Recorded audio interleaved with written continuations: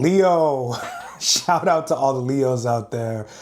This is going to be your reading for your month, August, for all the Leo suns. This will be your August reading.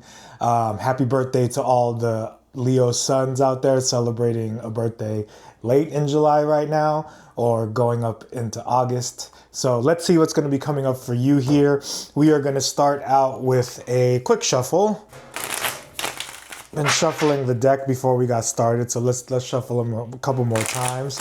See what you get here, Leo, and we'll start off with a cut of the deck. And when we do this, this is going to be the focus card. So this is going to be something for you to focus on. At the bottom of the deck, you have the Magician. So what do you want to manifest in your month, Leo? What are you trying to bring into your life, right? The Magician has mastery of all four suits of the tarot. They're sitting right in front of him there, right? So we have the emotions of the cups, the mental clarity and the knowledge of the swords, the creativity of the wands, and the work skills and the resources of the pentacles. And the Magician can easily use any of the tools in the tarot to bring to him whatever he wants, right? So what are you trying to bring into your life, Leo? Obviously, there's a lot going on right now in the sky. Mercury retrograde is going on in your sign. We currently are in the new moon in your sign. And then, you know, the sun is in your sign, right? So there's a lot going on in the sky as far as Leo goes right now. So you might be feeling a lot here, right? Things may be coming back up for you in this retrograde, whatever that is, right? Hidden emotions, past people. You might be a past person going back into someone else's life in this retrograde. So what are you bringing into your life? As much as you might want to be bringing in something old back from your life, it's definitely a time for manifestation with the Magician. So what do you want to manifest here in your month, Leo? So let's see what comes up for you in this spread. We're going to do a 5-card spread and then we're going to clarify. All right. So your first card here is the Page of Cups. Your second card is the 7 of Cups.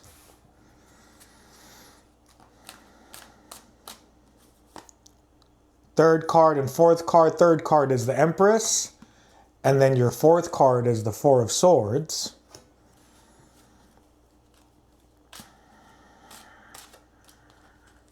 And then your fifth card is Temperance. Okay, so your first card is the Page of Cups. The Page of Cups represents something you're dreaming about. Again, with the Magician at the bottom of the deck, this is something that you're trying to bring into your life. So however that resonates for you, what are you wanting to bring in? Are you going back to the Magician? Are you trying to bring in more money? Are you trying to bring in more clarity as far as your thinking goes? The Page of Cups could be love, right? It could be, a dreamy love type of a person, or it could be a dream. So it's like, think about what you're trying to manifest. Think about how you want to manifest that, right? Like hopefully without too much effort, because you do have the Empress here showing up, right? So it's like the things that we want to bring into our life the most oftentimes are the things that we need to allow, right? We need to surrender. We need to just, let it happen, like put in the energy and the effort at the appropriate times and the appropriate amount of energy and effort. And then just trust that if it's meant for you, it's meant for you. So the Page of Cups here, you can see he has this fish inside of this cup, and that fish again can represent a dream, right? The Page of Cups could represent love. It could be a person in your life, and you have the 7 of Cups here. So this could be love if this is what is resonating for you, right? But the thing that he needs to understand is that he needs to grab onto this fish because he's dreaming about that fish. The fish is right in front of him, right? So more than likely what you want is right in front of you, or you can see it, right? Or it's, if this is love, it's someone that you know, or if this is a dream, you've been working towards this dream, whatever that may mean for you. This is something that you really want in your life. You want to manifest it in your life, right? It's really right in front of you with this Page of Cups because the fish is right there in the cup, right? But the whole goal is to just grab on to this dream, whatever it may be, right? Don't just, admire it because it's close. Don't just like think about the fact that you think it's coming towards you because it's in your cup. Right? It's time for you, again, with that magician, what tool are you going to use? What do you have inside of you that you're going to be able to just grab onto this fish, right? Because if you do, it's going to be something that's going to add more, value into your life, right?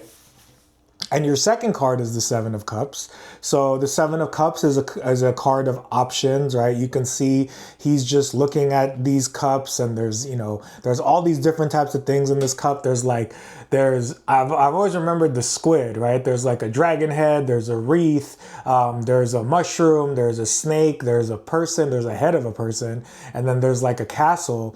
So he doesn't really know what he wants, right? So this is a card of possibly having a lot of options. This is a card of just like, again, with that Page of Cups, like dreaming about your options, dreaming about what you want to bring into your life, what you want to manifest. But the problem is that you're just looking at the options, right? You're not really doing much about it. The Seven of Cups is a very challenging card, right? Because it's good to have options, right? If you have 7 options in anything in life right now, that's great, right? But options are just options, and really we want to turn our options into reality.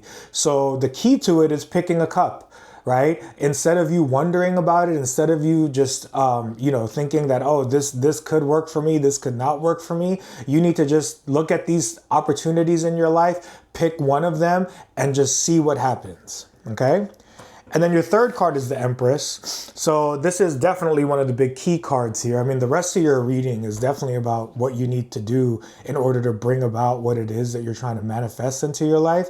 The Empress is a card of abundance, right? The Empress, like, she's beautiful, right? Empress is Venus, right? So Venus is about beauty. It's about love.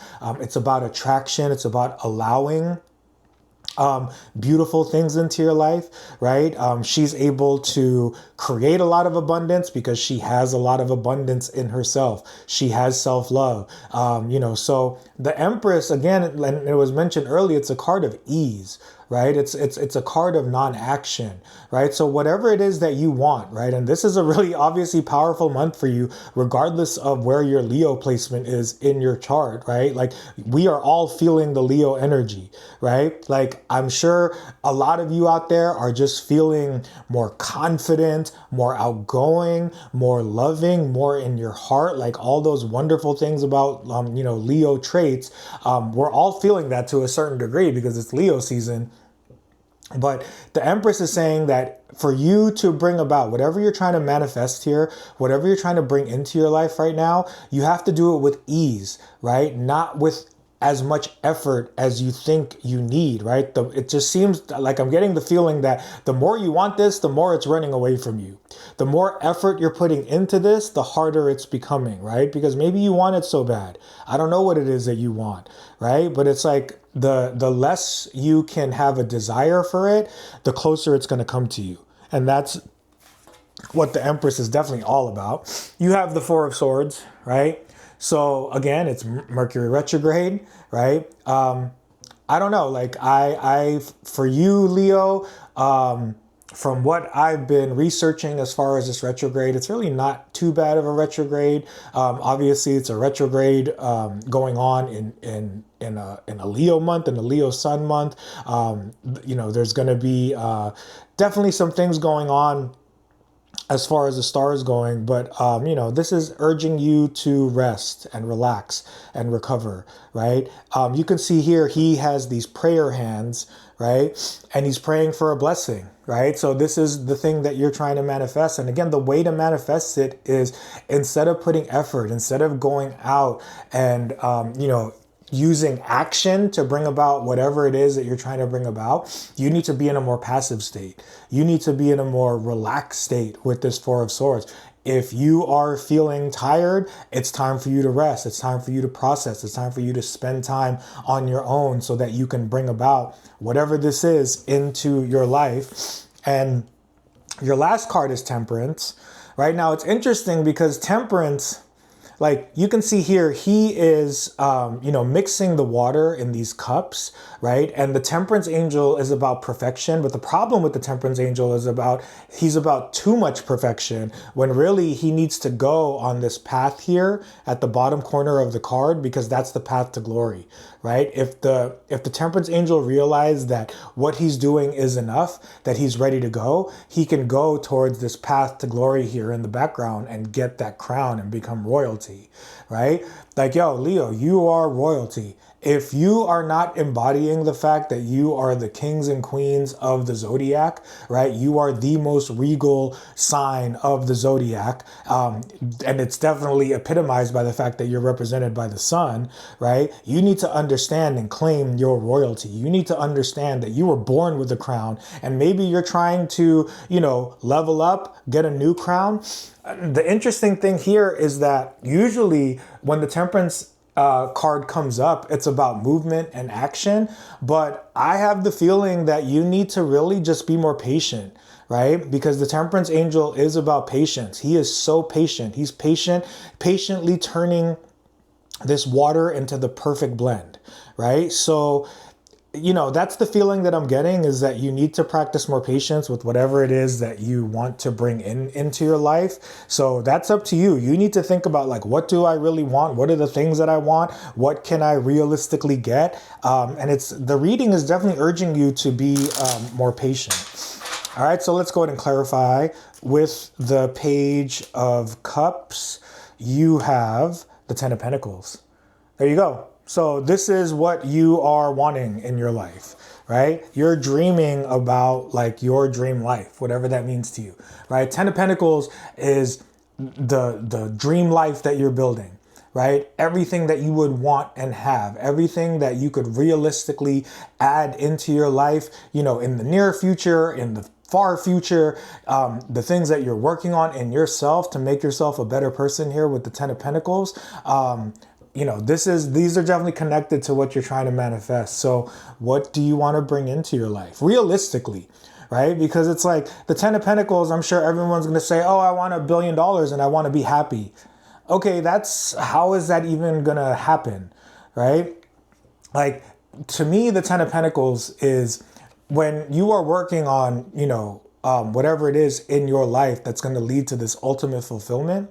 It's just the steps that you take are the Ten of Pentacles, right? So it's that cliche that, it's not the destination, it's the journey, right? To me, that's what the Ten of Pentacles is, right? When you can just start to imagine your life being better and you start taking actionable steps to make your life better with the Ten of Pentacles, then you get closer to this, right? Because we're never going to truly have everything that we want, right? And everything that would make us happy. And that would just be boring, right? Like, we need struggle, we need suffering, we need challenges, we need to process, we need to heal, we need to grow. So what is it that you want in your life? Like, what are you manifesting? What are you bringing into your life here with that Ten of Pentacles?